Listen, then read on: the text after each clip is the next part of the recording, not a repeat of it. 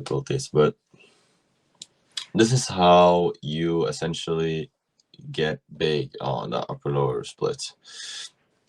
So you see most people, right? You see most people, they do this one, right? They do this one. They do like essentially upper lower rest, rest, which most people do. And is what you have is you have 1, 2, 3, 4. You have 4 working days, and you also have 3 rest days, right? Essentially, that's really good, right? Because the normal literature right now is telling like, okay, high frequency. And this one, you also have 4 and 3 rest days. It's basically the same. But what I'm telling you that you should be doing, I'm telling you that you should be doing this one, the upper rest, lower rest. And essentially, it's because of the fatigue, the fatigue to gains ratio. Essentially, you should be doing this one, right? These two types of, these are essentially my 2 upper days, because I have 1 upper A and I have 1 upper B. Okay, upper B. There. And on my upper A day, I usually focus more on my chest, because I usually have chest first, because that's one of my weak points. Because when you see people do these push-pull legs, Arnold split, bro split, they're all the same, right? For example, on the push-pull legs, the push-pull legs it's not that bad, but it's not that good either, because what you do have is you have push, pull legs, or if you want a rest day, most people don't rest day, they do push, pull legs, rest. You have 1 fucking rest day. And you wonder why you can't grow. It's legit that simple. You just need more rest days. It's that simple.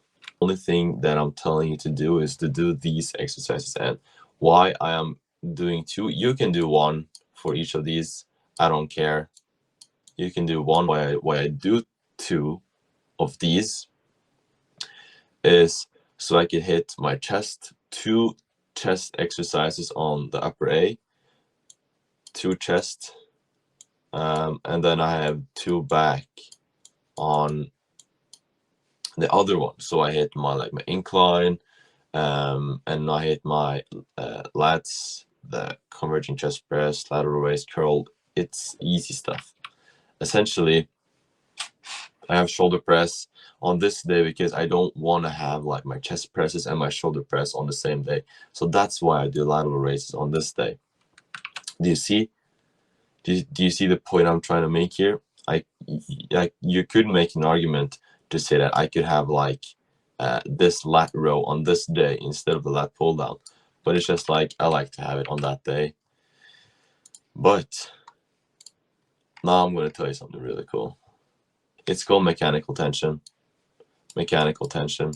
And what that basically means is that when you have your when you put your muscle through a range of motion, that hinders your ability to move the weight faster and faster. It essentially makes you move the weight slower and slower. So what that means is that you have, let's say you have a curl, right? So this is your arm, right? This is your arm when your bicep is fully stretched. And essentially, mechanical tension is basically just this. It's as easy as this. Mechanical tension is that you drive your muscle, or you put your muscle through a contracted and an eccentric movement. When you do go to failure, let's say on these movements, I do 2 sets of incline Smith. I do no more than 5 to 8. And this is my range. I like to do 5 to 8. You could do higher repetitions. I don't recommend it because the fatigue will hinder that you progress over a certain time, and you might need to, you might need a lot more deloads, a lot more rest days, and you find that after your leg workouts, you're not able to move because you've done too much, essentially. And I want to also show you so mechanical tension is basically failure. Failure is good. And it doesn't matter if the failure is at 5 reps or 15 reps or 30 reps, as long as it's failure. I mean, the 30 reps can be like argued that it's a lot more like cardio, but also the only thing that your body knows is when your muscle is giving out, and it sends a signal that it should grow bigger.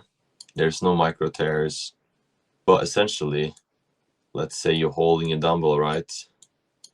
You do 5 reps, right? You do 5 reps for your dumbbell bicep curls, and essentially the tension that is put on your arm sends a signal to your brain and tells it to grow back bigger. Essentially, it's not that complicated, but essentially, if you went to 5 reps, for example, there's a lot less room for error. It's a lot better for you, essentially, because when you do 5 reps, you know that the only thing is giving out is your bicep. The only thing that's giving out is your tricep, your chest, etc. But when you're doing 30 reps, you don't know what's hindering you. If it's psychological, if it's cardiovascular, you don't know what's hindering you from pushing that weight. And there is, on no planet will there ever be a time when 3 to 4 sets beats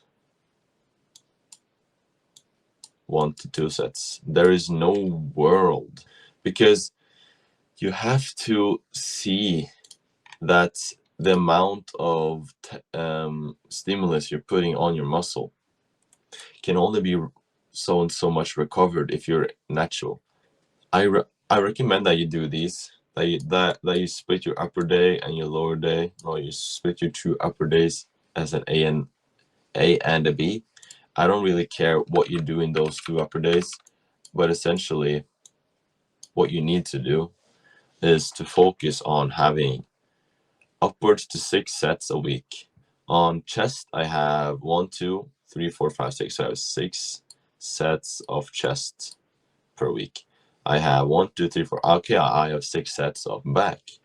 On curl, I have 4. I could give a shit about my curls right now, but I have 6 on my shoulders. I have 6 on some of my leg movements. My abs get hit like two times a week, and so that's enough for me. This is a bench, shoulder. Yeah. When the arm is fixed in place, more unit, more unit, more units, more units, more units. A little here and a lot here, essentially. So the only thing that's working is your arm, and the only thing you want to be working is your arm. And that's why I hate when people say you shouldn't use machines. I think machines are a great way to grow. I think I would have grown more if I've done more machines. I tried to be like the guy who's like, okay, I can do the basics. I can do like the bench. I can do the squat. I don't really do that anymore. I don't I don't really do dips or pull-ups, even though I really like doing pull-ups, because if you do them stable enough, you're gonna have a big back. A guy that does pull-ups with 50 kilos extra is gonna lift more than it's gonna look bigger and be bigger than a guy who can't do that, right? So it really depends, but I really think that you should absolutely be doing these exercises instead of the other exercises that you might end up doing. You might end up doing so let's say, for example, you're working out your chest, right? Let's say you do two sets of regular bench press, right? Two, or like even three of like incline press, and then you do three of cable flies. Do you see how many freaking sets you have? That's 2, that's 5, that's 8, 10 sets right there. 10 sets in one session, and that's only half of the workout. You probably have like 10 sets of shoulder, 10 sets of triceps, etc. And when you do the upper lower rest, or this one, you're able to hit the muscle much more frequently, and frequency is like essentially what you want. You want frequency.